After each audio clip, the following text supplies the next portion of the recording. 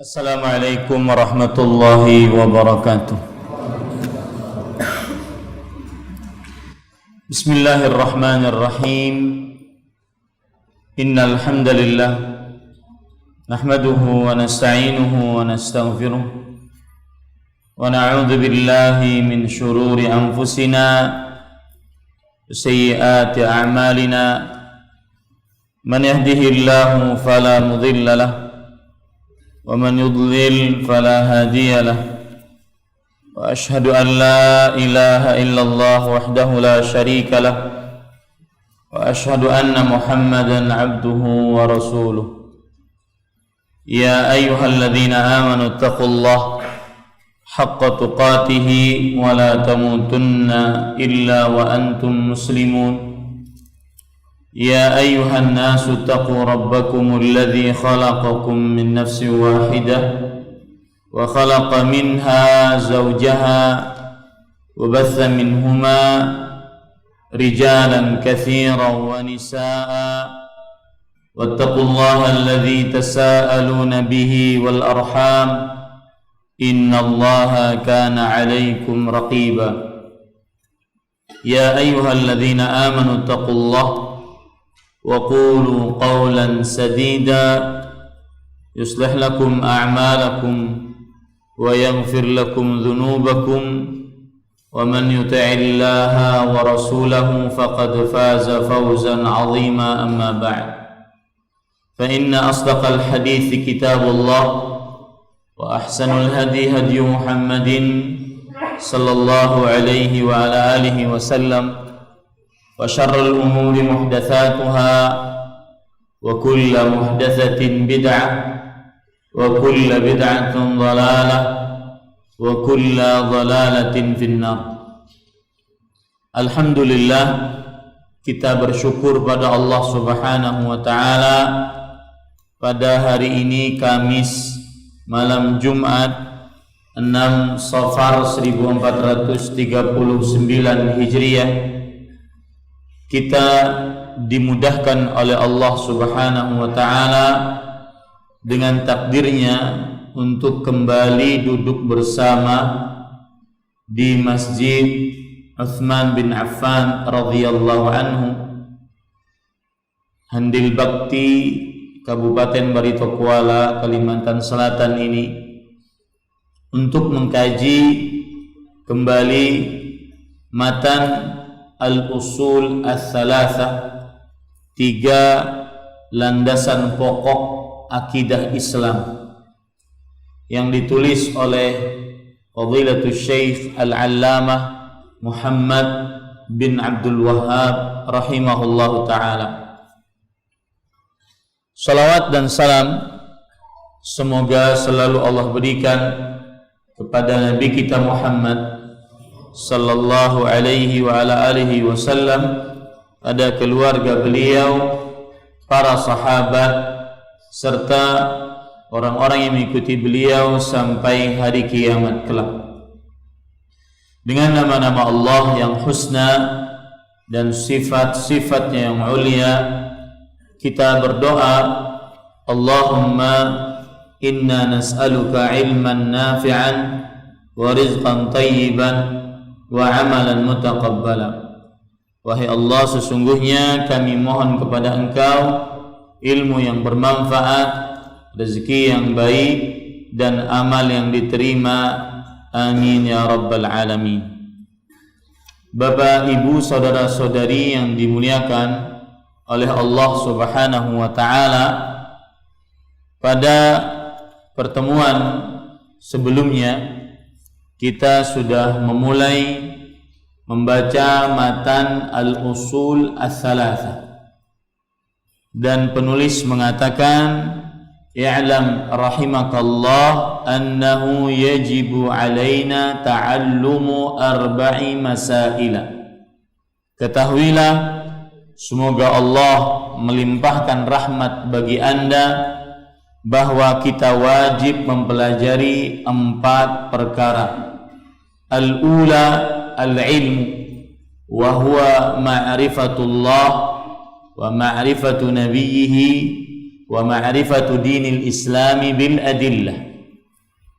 Perkara yang pertama yaitu ilmu, yaitu mengenal Allah, mengenal nabinya, dan mengenal agama Islam berdasarkan dalil-dalil. Sampai di sini kita pada pertemuan sebelumnya.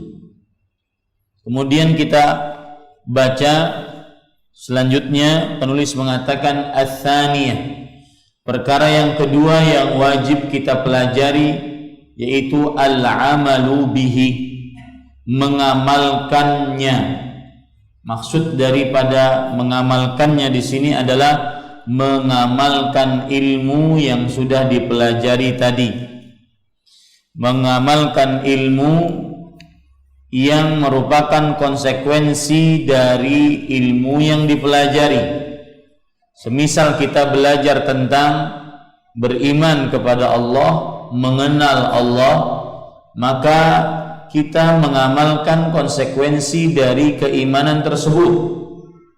Semisal kita belajar tentang mengenal Nabi Muhammad sallallahu alaihi wasallam, maka kita mengamalkan konsekuensi dari pengenalan kita terhadap Nabi Muhammad sallallahu alaihi wasallam tersebut. Begitu juga ketika kita mengenal agama Islam dengan dalil-dalilnya, maka konsekuensinya adalah mengamalkan Islam tersebut. Ini yang dimaksudkan oleh penulis rahimahullahu ta'ala. Dan para ikhwah dan akhwat, bapak ibu saudara-saudari yang dimuliakan oleh Allah subhanahu wa ta'ala, para ulama mengatakan wa alimun bi'ilmihi lam ya'malan mu'adzabun min qabli ubbadil wathan. Seorang yang berilmu dengan ilmunya tetapi dia tidak mengamalkan ilmunya, maka orang tersebut disiksa sebelum penyembah berhala. Yang berilmu tidak mengamalkan ilmunya akan disiksa sebelum penyembah berhala. Dalilnya apa? Hadis riwayat Bukhari dari Abu Hurairah radhiyallahu anhu bahwa Rasulullah sallallahu alaihi wasallam bersabda, awwalu man tus'aru bihimun nar yaumal qiyamah. Orang yang pertama kali dibakar oleh api neraka pada hari kiamat adalah, yaitu seorang yang berilmu, menuntut ilmu, tetapi dia mengamalkan ilmunya bukan karena Allah, agar dikatakan sebagai ahli ilmu, agar dikatakan sebagai ulama, bukan karena Allah, agar dikatakan sebagai ahli baca Al-Quran.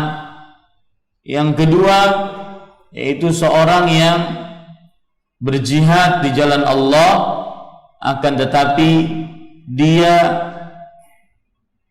ingin dikatakan sebagai seorang pemberani, bukan karena i'la'u kalimatillah, bukan karena ingin meninggikan agama Allah subhanahu wa ta'ala. Ini juga orang yang berilmu tetapi tidak mengamalkan ilmunya. Yang ketiga, yaitu orang yang bersedekah di jalan Allah agar dikatakan sebagai orang dermawan, bukan ingin menjalankan harta di jalan Allah semata. Maka ini juga contoh orang yang berilmu tidak mengamalkan ilmunya. Maka benar perkataan pepatah tadi, wa alimun bi ilmihi lam ya'malan mu'adzabun min qabli ubbadil wathan. Orang yang berilmu dengan ilmunya sebelum mengamalkannya, maka dia akan disiksa sebelum penyembah berhala. Oleh karenanya, pada malam ini saya ingin menyebutkan bahwa buah ilmu adalah beramal. Buah ilmu adalah beramal. Coba perhatikan hadis Rasul sallallahu alaihi wasallam yang diriwayatkan oleh Imam Bukhari dan Muslim dari Muawiyah bin Abi Sufyan radhiyallahu anhu. Rasulullah sallallahu alaihi wasallam bersabda, "Man yuridillahu bihi khairan yufaqihu fid din." Siapa saja yang diinginkan oleh Allah kebaikan apapun, niscaya Allah pahamkan agama kepadanya. Siapa saja yang diinginkan oleh Allah kebaikan apapun, niscaya Allah akan pahamkan agama kepadanya. Kata-kata kebaikan di sini maksudnya umum. Kebaikan apapun, kebaikan dunia dan akhirat.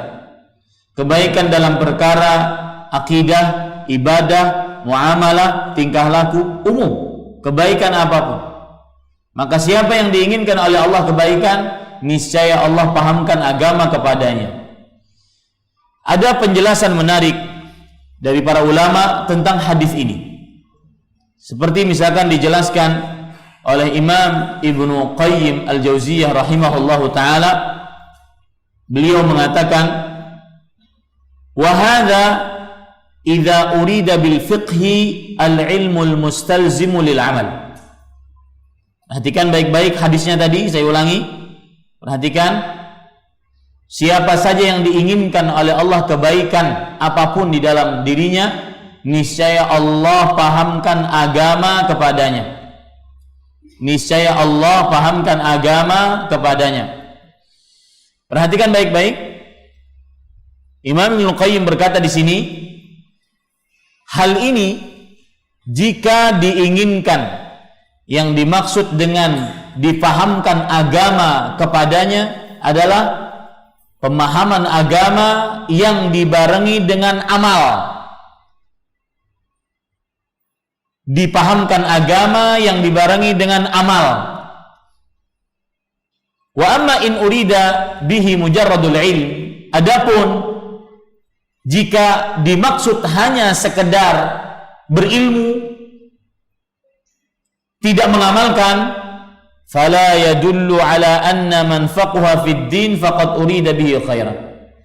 Maka tidak menunjukkan bahwa siapa yang berilmu agama maka diinginkan kebaikan oleh Allah Subhanahu wa taala.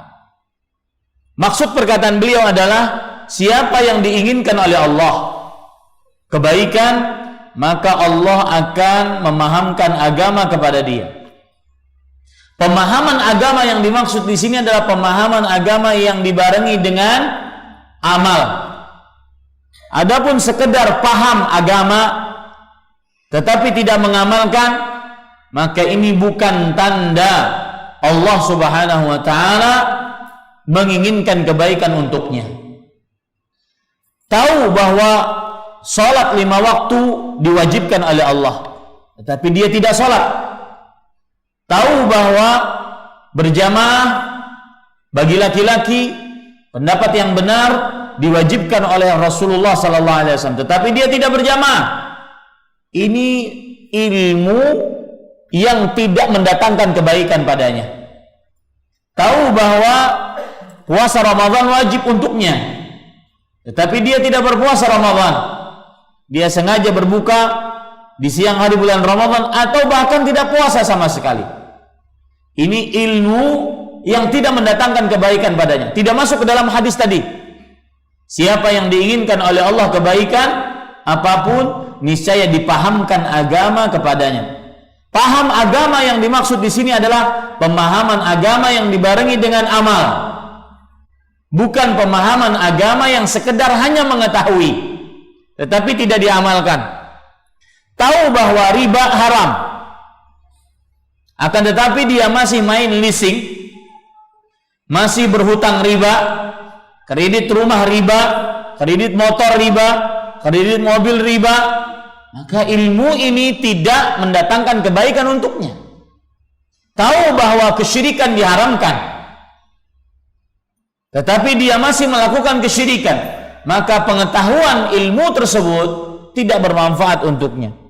Bukan apa yang disebutkan oleh Rasulullah sallallahu alaihi wasallam yang disebutkan dalam hadis tadi. Siapa yang diinginkan kebaikan, niscaya Allah pahamkan agama atasnya. Maka ini perkataan agung dari Imam Ibnu Qayyim rahimahullah, seorang ulama Islam abad ke-8 Hijriyah. Wa hadza idza urida bil fiqhi al-ilmu al-mustalzimu lil amal. Ini yang dimaksud adalah pemahaman agama yang berkonsekuensi dibarengi dengan amal. Adapun hanya sekedar berilmu tanpa amal, maka bukan ini yang dimaksudkan dalam hadis, dan dia tidak akan mendapatkan ilmu tersebut. Para ikhwan yang dirahmati oleh Allah Subhanahu wa taala, sekarang saya ingin menyebutkan agar kita semangat untuk mengamalkan ilmu, maka saya akan sebutkan beberapa poin. Mungkin bisa antum tulis, bisa Bapak Ibu saudara-saudari tulis, yaitu penyemangat mengamalkan ilmu. Hal-hal yang menyemangati seseorang mengamalkan ilmu. Yang pertama, ilmu dan amal adalah tujuan penciptaan kita. Kita ini diciptakan oleh Allah tidak sia-sia. Sebagaimana firman Allah Subhanahu wa taala, "Afahasibtum annama khalaqnakum 'abathan?" Apakah kalian mengira kalian telah kami ciptakan sia-sia? Tidak akan dimintai pertanggungjawaban. Allah iseng buat kita begitu saja? Enggak. Wa annakum ilaina la turja'un. Apakah kalian mengira bahwa kalian tidak akan dikembalikan kepadaku? Ya. Semua akan dimintai permintaan pertanggungjawaban. Maka ilmu dan amal adalah tujuan penciptaan makhluk. Ayat yang saya sebutkan tadi surah Al-Mu'minun ayat 115. Allah Subhanahu wa taala berfirman bahwa tujuan penciptaan makhluk adalah berilmu dan beramal. Di antaranya surat Al-Dzariyat ayat 56. Allah Subhanahu wa taala berfirman, "Wa ma khalaqtul jinna wal insa illa liya'budun." Tidaklah kuciptakan jin dan manusia kecuali untuk beribadah kepadaku. Beribadah kepada Allah tidak akan bisa kita lakukan kecuali dengan dua. Mengilmui ibadah tersebut, kemudian mengerjakan ilmu tentang ibadah tersebut. Makanya penyemangat pertama agar mengamalkan ilmu adalah ketahui baik-baik bahwasanya ilmu dan amal tujuan penciptaan kita. Kemudian para ikhwan yang dirahmati oleh Allah Subhanahu wa taala, lihat penyemangat yang kedua agar kita semangat mengamalkan ilmu yang kita dapati, apapun itu bentuknya. Ketahui baik-baik bahwa seorang makhluk akan ditanya tentang ilmu yang dia miliki di hari kiamat. Kita semua akan ditanya tentang ilmu yang kita miliki di hari kiamat. Tidak akan bergeser kedua telapak kaki kita di hadapan Allah sampai selesai pertanyaan tentang ilmu kepada kita. Ilmu yang kamu miliki untuk apa? Ilmu yang kamu miliki, kamu kerjakan bagaimana? Itu akan ditanya pada hari kiamat. Maka ketika mengenal ini, kita akan semangat untuk mengamalkannya agar kita bisa selamat ketika ditanya oleh Allah Subhanahu wa taala. Dalil yang menunjukkan akan hal ini yaitu hadis riwayat Imam Tirmidzi. Rasulullah sallallahu alaihi wasallam bersabda, "La tazulu qadama 'abdin yaumal qiyamah hatta yus'ala an arba'." Tidak akan bergeser kedua telapak kaki seorang hamba pada hari kiamat sampai dia ditanya tentang 4 perkara. Salah satunya adalah an ilmihi fima fa'al. Tentang ilmunya, dia amalkan untuk apa? Akan ditanya oleh Allah. Makanya seorang sahabat Nabi, Abu Darda radhiyallahu anhu, beliau berkata, "Innama akhsha yaumal qiyamah an yunadiya rabbi ala ru'usil khalaiq fayaqul ya Uwaimir madza amilta fima alimta." Sesungguhnya yang paling aku takutkan pada hari kiamat yaitu ketika Allah memanggilku di hadapan seluruh makhluk. A'udzubillah.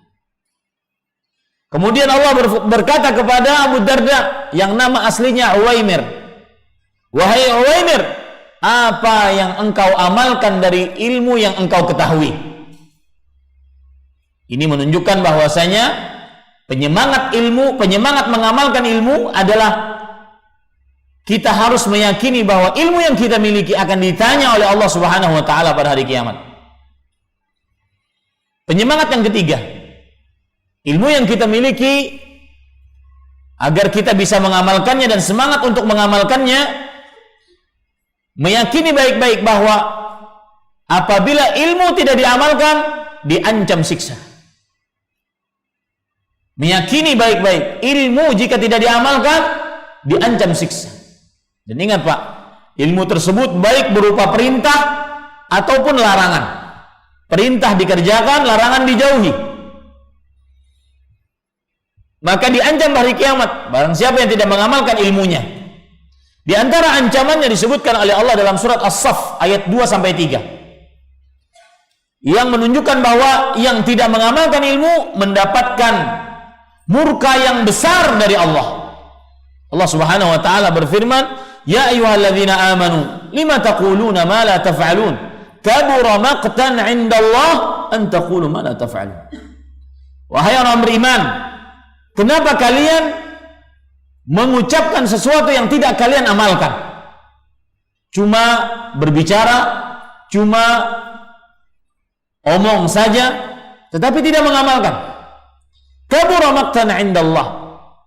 Murka yang besar di sisi Allah Subhanahu wa taala, an taqulu ma la taf'alun. Yaitu kalian mengucapkan apa yang tidak kalian ucapkan.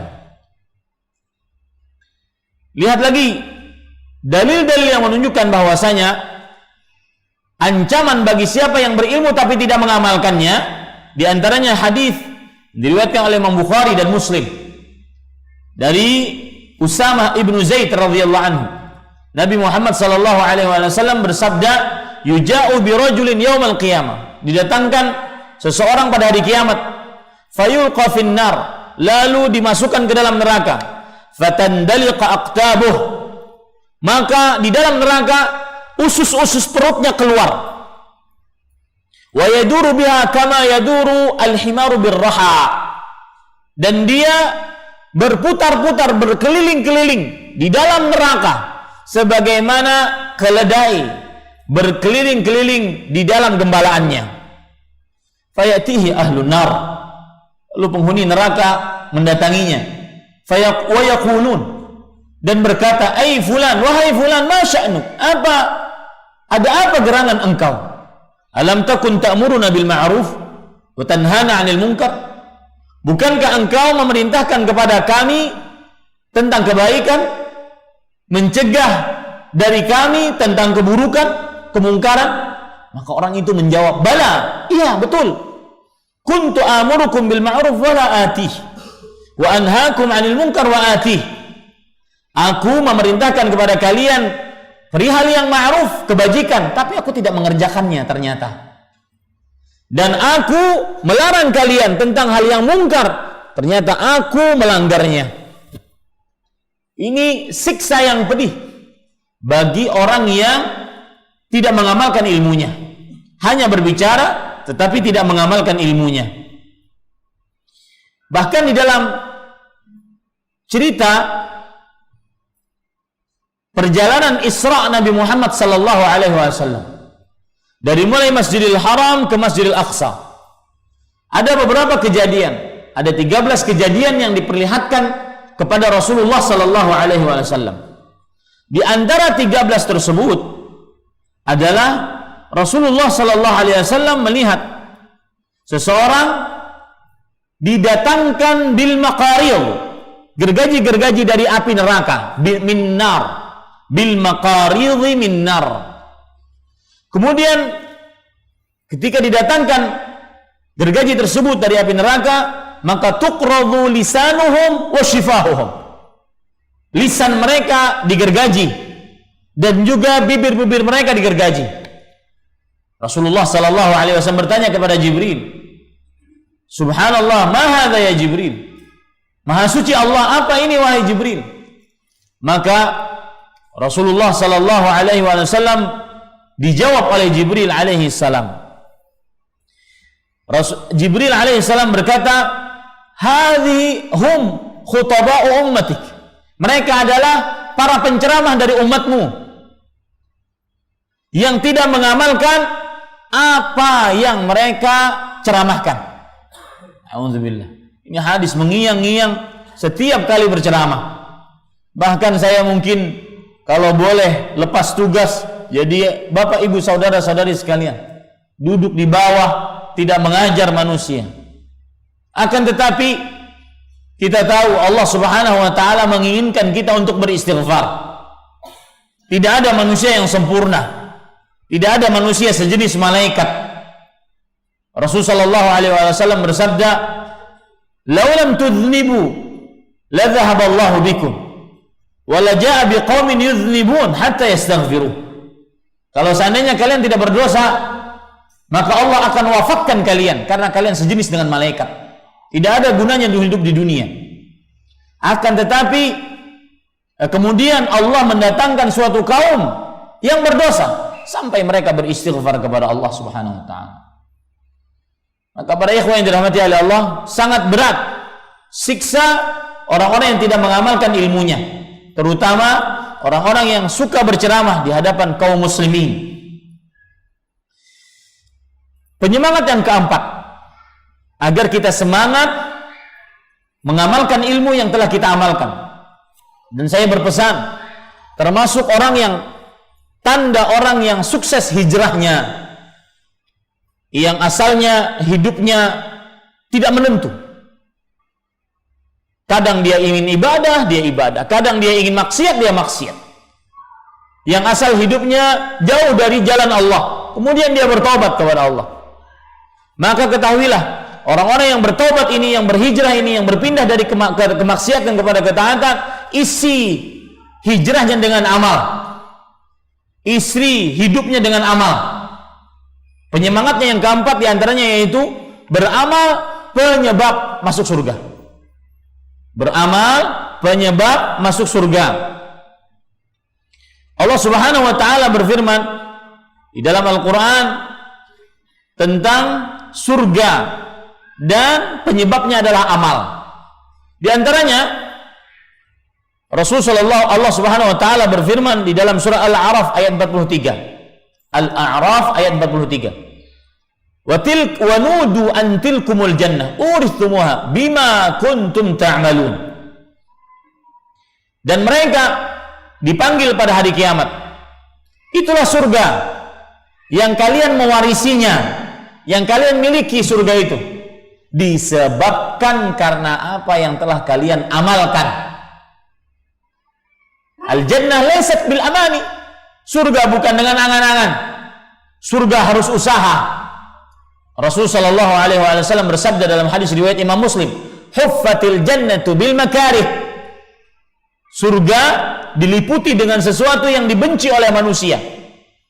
Dia harus mengerjakan sholat subuh saat mata masih mengantuk. Dia harus sabar saat istri mengomel. Dia harus usaha yang halal saat susah ekonomi dan semisalnya. Harus usaha hal-hal yang mungkin sulit bagi dia dan dia benci. Tetapi ujung-ujungnya adalah surga disebabkan amal. Lihat ayat yang lain, surah An-Nahl ayat 32. Allah Subhanahu wa taala berfirman, "Alladzina tatawaffahumul malaikatu thayyibin yaquluna salamun alaikum udkhulul jannah bima kuntum ta'malun." Orang-orang yang diwafatkan oleh para malaikat dalam keadaan yang baik, maka para malaikat mengatakan kepada orang-orang tersebut, "Salamun alaikum." Wahai kalian, keselamatan atas kalian. Silahkan masuk ke dalam surga disebabkan amal kalian. Maka penyemangat yang keempat, agar kita bersemangat mengamalkan ilmu yang kita dapati walaupun kecil, walaupun hanya sunnah memakai sendal dengan kaki kanan, kita amalkan itu dan kita rasakan kita sedang mengamalkan ilmu. Maka ini adalah amalan yang sangat luar biasa di sisi Allah. Walaupun memakai baju dengan tangan kanan duluan, memakai celana bagian kanan, menyisir bagian kanan. Perkara-perkara yang mungkin dianggap remeh oleh sebagian manusia. Walaupun tidur di samping badan kanan, walaupun hanya sekedar itu. Tetapi itu sunnah Rasul, ilmu yang semestinya diamalkan. Maka para ikhwah yang dirahmati oleh Allah Subhanahu wa taala, yang seperti ini penyebab masuk surga. Rasulullah sallallahu alaihi wasallam bersabda, ya, para ulama mengatakan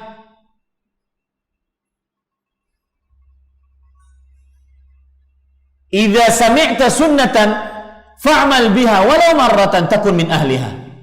Jika engkau mendengar satu ajaran Rasulullah sallallahu alaihi wasallam, maka kerjakan ajaran tersebut walaupun hanya sekali, maka niscaya engkau termasuk orang yang ahlu sunnah, mengamalkan sunnah Rasul sallallahu alaihi wasallam. Ini para ikhwan yang dirahmati oleh Allah. Kemudian penyemangat yang keempat, yang kelima dari penyemangat mengamalkan ilmu, yaitu kalau kita lihat bagaimana para manusia yang mulia-mulia, yaitu para salafus saleh, para sahabat radhiyallahu anhum, para tabi'in dan para tabi'ut tabi'in rahimahumullah. Mereka sangat bersegera mengamalkan ilmu yang mereka miliki. Di antara cerita yang menunjukkan akan hal itu adalah hadis riwayat Imam Bukhari dan Muslim dari sahabat Ali bin Abi Thalib radhiyallahu anhu tentang kisah Fatimah, anak perempuan Nabi Muhammad sallallahu alaihi wasallam. Fatimah radhiyallahu anha datang menemui Nabi Muhammad sallallahu alaihi wasallam meminta pembantu di rumah karena mungkin terlalu letih, terlalu capek. Maka beliau minta kepada bapaknya, Nabi kita Muhammad sallallahu alaihi wasallam, minta pembantu. Maka Rasulullah sallallahu alaihi wasallam berkata kepada Fatimah, "Awala adulluki ala ma huwa khairun laki min khadim?" Maukah engkau aku beritahukan yang lebih baik daripada pembantu? Maka Nabi Muhammad sallallahu alaihi wasallam kemudian bersabda, "Idza awaiti ila al-firashi tusabbihina Allah 33 wa tahmadinahu 33 wa tukabbirinahu 33." Jika engkau ingin tidur agar kuat mengerjakan pekerjaan-pekerjaan rumah, jika engkau ingin tidur, ucapkanlah subhanallah 33 kali, alhamdulillah 33 kali, Allahu akbar 33 kali. Itu hadisnya, itu ilmunya. Pengamalannya bagaimana? Ali bin Abi Thalib, sang suami yang mendengar hadis tersebut, beliau mengatakan, "Fama taraktuha mundu sami'tuha min Rasulillah sallallahu alaihi wasallam." Aku tidak pernah meninggalkan amalan tersebut. Setiap kali ingin tidur, niscaya aku mengamalkannya semenjak aku mendengar hal tersebut dari Rasulullah sallallahu alaihi wasallam. Ini lihat bagaimana bersegeranya para ulama terdahulu dari para sahabat mengamalkan ilmu tersebut. Ya. Maka bahkan para ikhwan yang dirahmati oleh Allah Subhanahu wa taala, Ali bin Abi Thalib tidak pernah meninggalkannya bahkan walau dalam keadaan genting ketika perang. Seperti misalkan ketika di zaman beliau disibukkan dengan perang Siffin. Itu perang antara kelompok beliau dengan kelompok Muawiyah bin Abi Sufyan radhiyallahu anhu, disebabkan karena ingin mencari darah Utsman bin Affan. Dalam keadaan genting, kata Ali bin Abi Thalib, "Wala lailatus Siffin." Bahkan tidak di dalam malam perang aku tidak pernah tinggalkan membaca itu sebelum tidur. Ini menunjukkan bagaimana para ulama terdahulu semangat mengamalkan ilmunya. Contoh yang lain lagi, hadis yang diriwayatkan oleh Imam Bukhari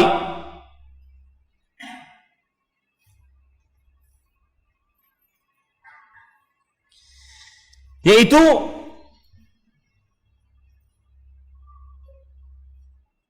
Ummu Habibah radhiyallahu anha berkata, "Sami'tu Rasulullah sallallahu alaihi wasallam yaqul, Aku pernah mendengar Rasulullah sallallahu alaihi wasallam bersabda, "Man shalla 12 raka'ah fi yaumin wa lailah, buniya lahu bihinna baitun fil jannah." Siapa saja yang salat 12 rakaat sehari semalam, niscaya dibangunkan untuknya sebuah rumah di dalam surga. Maksudnya 12 rakaat tersebut adalah salat-salat rawatib, qabliyah ba'diyah. 2 rakaat sebelum subuh, 4 rakaat sebelum zuhur, 2 rakaat setelah zuhur, 2 rakaat setelah asar, 2 rakaat setelah isya. 12 rakaat. 2 rakaat setelah maghrib, 2 rakaat setelah isya. Baik. 12 rakaat. Ummu Habibah radhiyallahu anha berkata, "Fama taraktuhunna mundu sami'tuhunna min Rasulillah sallallahu alaihi wasallam." Aku tidak pernah meninggalkan itu semenjak aku mendengarnya dari Rasulullah sallallahu alaihi wasallam. Maka kita berusaha semenjak mendengar hadis ini jangan pernah tinggalkan itu.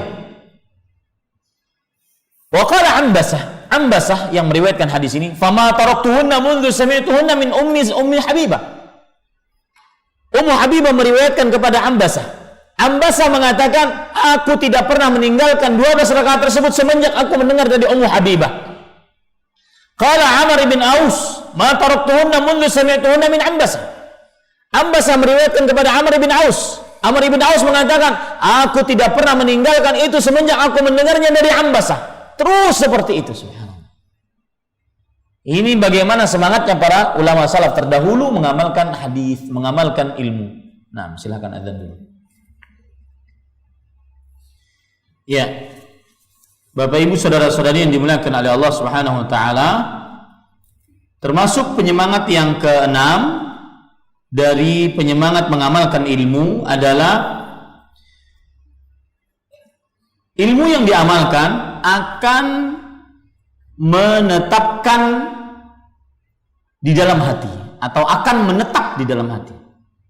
Akan selalu ingat. Jika ilmu tersebut diamalkan, maka itu akan membuat kita ingat dengan ilmu tersebut.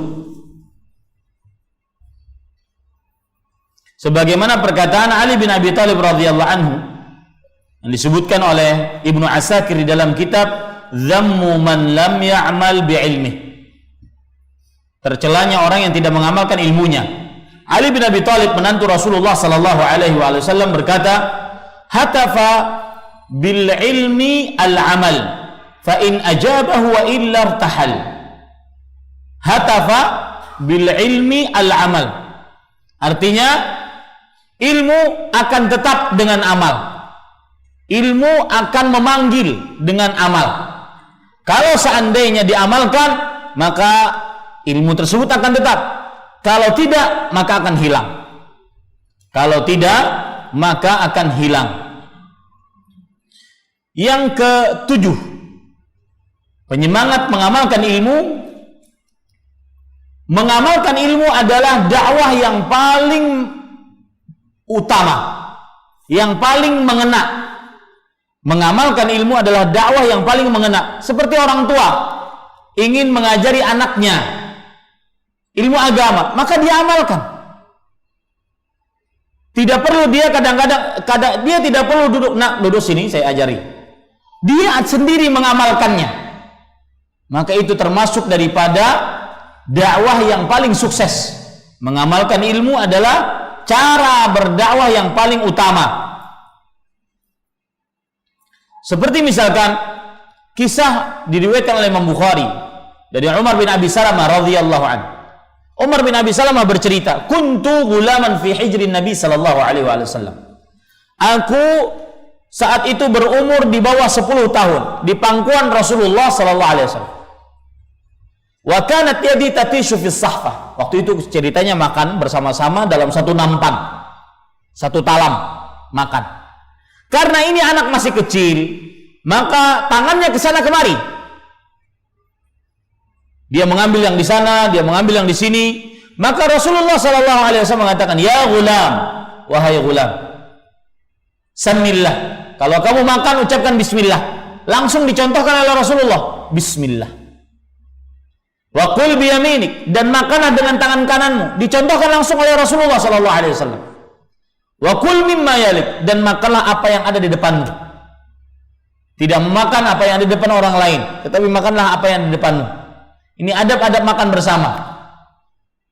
Maka Umar bin Abi Salamah ketika sudah dewasa, Rasulullah SAW sudah meninggal, maka beliau mengatakan, "Fama zalat tilka ti'mati ba'du." Maka masih saja begitulah caraku makan. Semenjak dicontohkan oleh Rasulullah SAW. Ini menunjukkan bahwasanya mengamalkan ilmu cara berdakwah yang paling utama. Cara berdakwah yang paling utama. Suami ingin mendakwahkan ilmu kepada istrinya, maka dia duluan yang mengamalkan ilmunya. Dia duluan yang sholat malam, dia duluan yang baca Quran, dia duluan yang pergi ke masjid, dia duluan yang bersedekah, dia duluan yang berakhlak baik, dia duluan yang berkata-kata baik.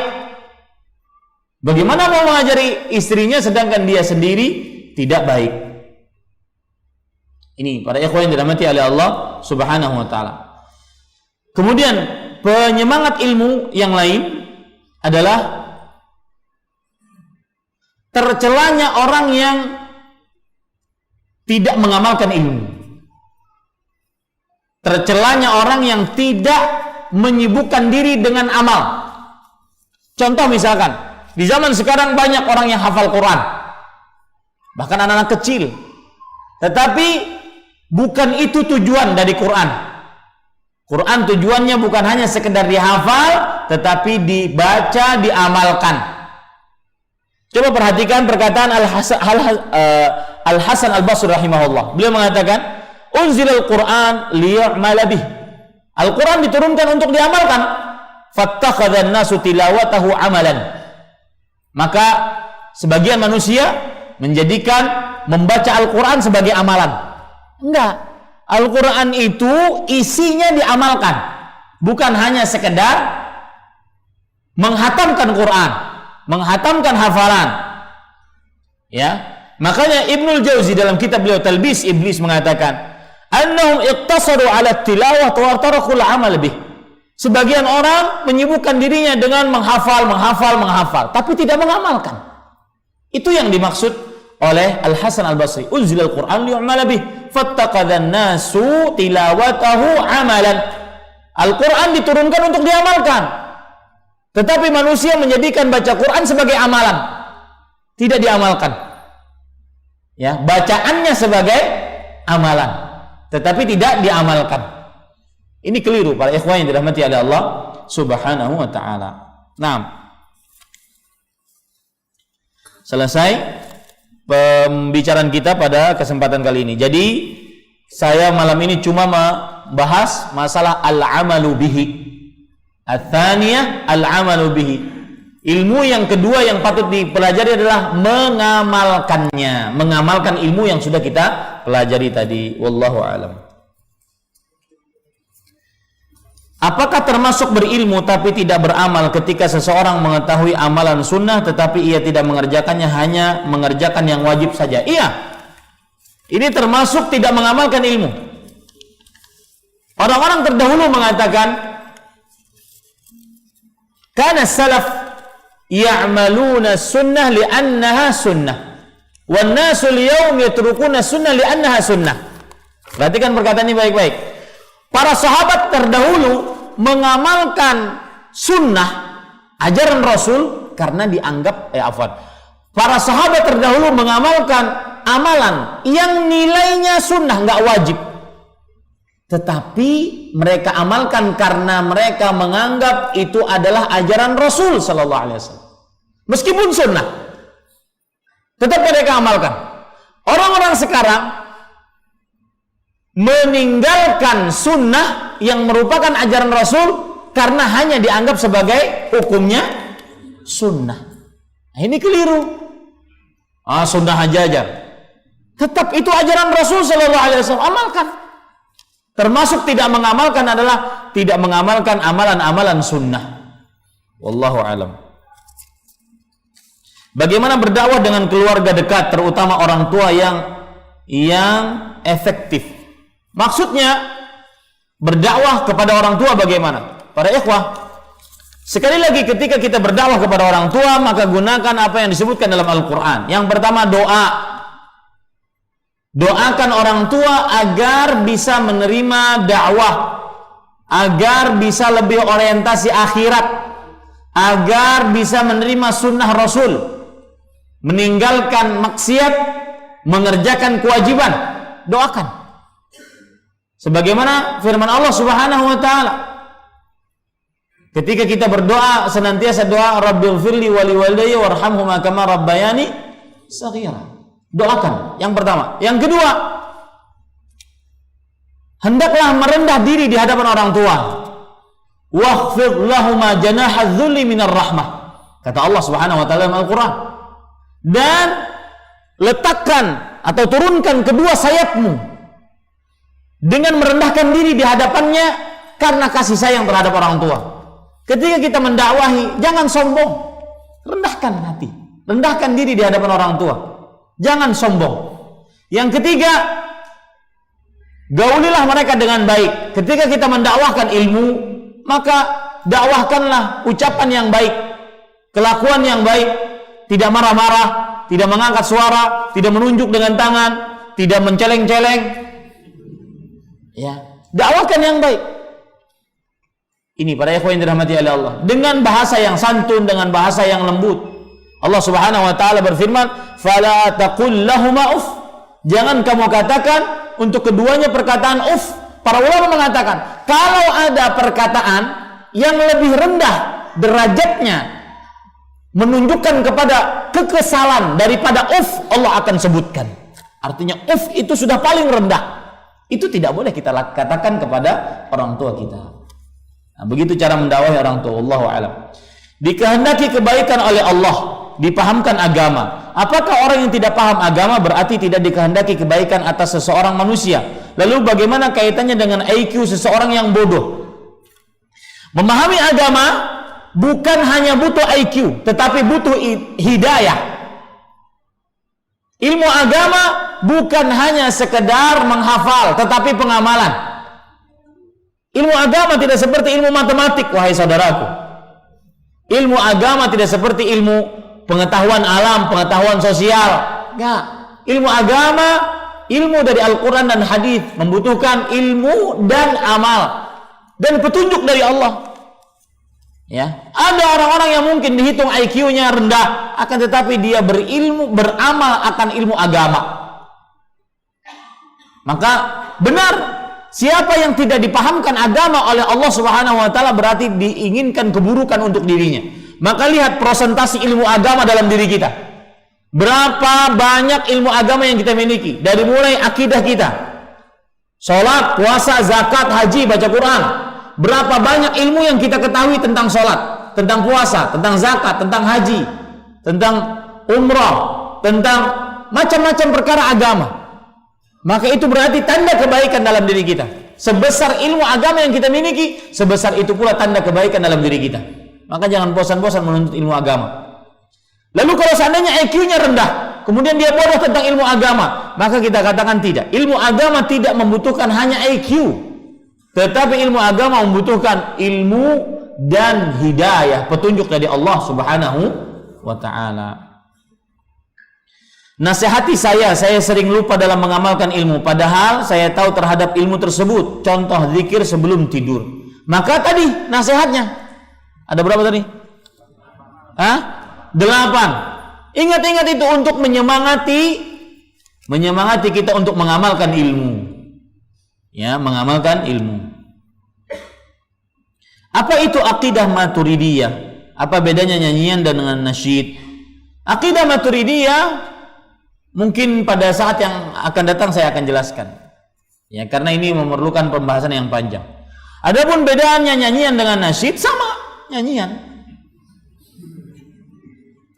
Saya sering sekali ditanya tentang ini karena ada syubhat yang dilontarkan bahwa nasyid itu adalah nyanyian yang dibolehkan. Wahai saudaraku, nasyid itu dibolehkan di dalam agama Islam, tetapi dia beda dengan nyanyian. Nyanyian diharamkan dalam agama Islam. Allah Subhanahu wa taala berfirman dalam Al-Qur'an, "Wa minan nas man yashtari lahwal hadits liyudhilla an sabilillah." Di antara manusia ada yang membeli perkataan-perkataan yang melalaikan untuk menyesatkan manusia dari jalan Allah. Ulama dari para sahabat ahli tafsir, di antaranya Abdullah bin Mas'ud, Abdullah bin Abbas, Abdullah bin Umar radhiyallahu anhum ajma'in, mengatakan lahwal hadis, perkataan yang melalaikan di sini adalah nyanyian. Bahkan beliau bersumpah, itulah nyanyian. Maka di sini semua nyanyian, baik nyanyian yang katanya adalah religi, tidak religi, islami, tidak islami, masuk diharamkan di dalamnya. Kenapa? Karena tidak ada pengecualian di dalam Al-Quran dan di dalam perkataan para sahabat Nabi radhiyallahu anhu. Semua nyanyian pasti melalaikan. Dan nyanyian beda dengan nasyid. Nasyid, seseorang boleh bernasyid dan dia bukan nyanyian. Dia adalah sebuah syair-syair yang diucapkan. Biasanya ketika mau berperang untuk lebih semangat, ketika dalam perjalanan menghilangkan rasa jenuh, itu pun dengan syarat-syarat. Syaratnya nasyid tidak bisa dijadikan sebagai bentuk ibadah. Nasyid tidak boleh dijadikan untuk berdakwah. Nasyid tidak boleh dibarengi dengan musik. Nasyid tidak boleh mengalahkan Al-Quran dan zikir-zikir yang disyariatkan dalam agama Islam. Itu syarat-syarat bernasyid. Dan tidak boleh seseorang menyibukkan dirinya dengan nasyid. Kalau seandainya ada yang mengatakan bahwasanya nyanyian itu ada yang islami dan nyanyian bisa mendatangkan hidayah, maka mana dalilnya?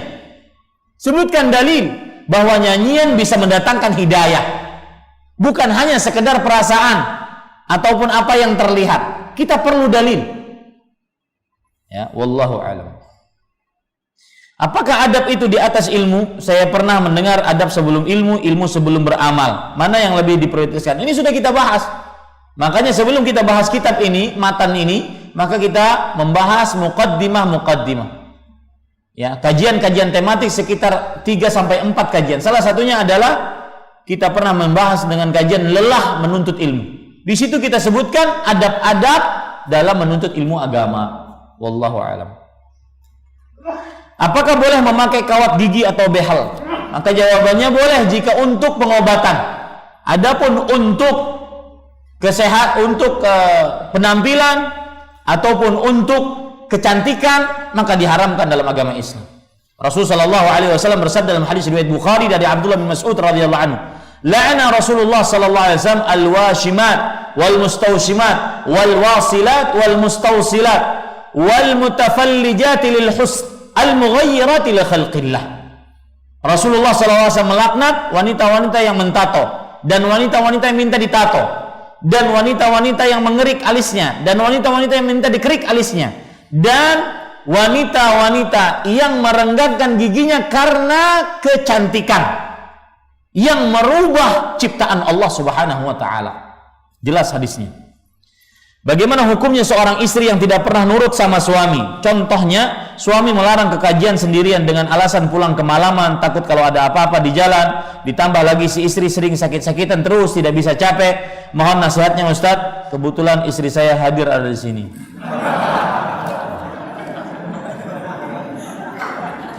Saya nasihatkan sebuah perkataan ulama ijma'. Ulama berijma', bersepakat, la takhruj zaujah illa biizni zaujiha. Tidak boleh seorang istri keluar dari rumah suaminya tanpa izin suaminya. Tidak boleh. Ini ijma' para ulama. Walaupun dalam keadaan menuntut ilmu agama. Apalagi alasan-alasan yang tadi disebutkan oleh sang suami adalah alasan syar'i. Takut keamanan, takut sakit, dan itu sebenarnya rasa sayang suami terhadap istrinya. Maka tidak boleh keluar kalau tidak diizinkan oleh suami. Tetapi suami lebih baik dia menemani istrinya untuk menuntut ilmu agama. Dan kalau seandainya suami melarang istrinya untuk menuntut ilmu agama di masjid, maka konsekuensinya sang suami mengajari istrinya ilmu agama. Ya, wallahu a'lam. Cukup, waktunya habis. Wallahu alam. Kita cukupkan dengan kafaratul majlis. Subhanakallah bihamdik asyhadu an la ilaha illa anta astaghfiruka wa atubu ilaik. Wassalamualaikum warahmatullahi wabarakatuh.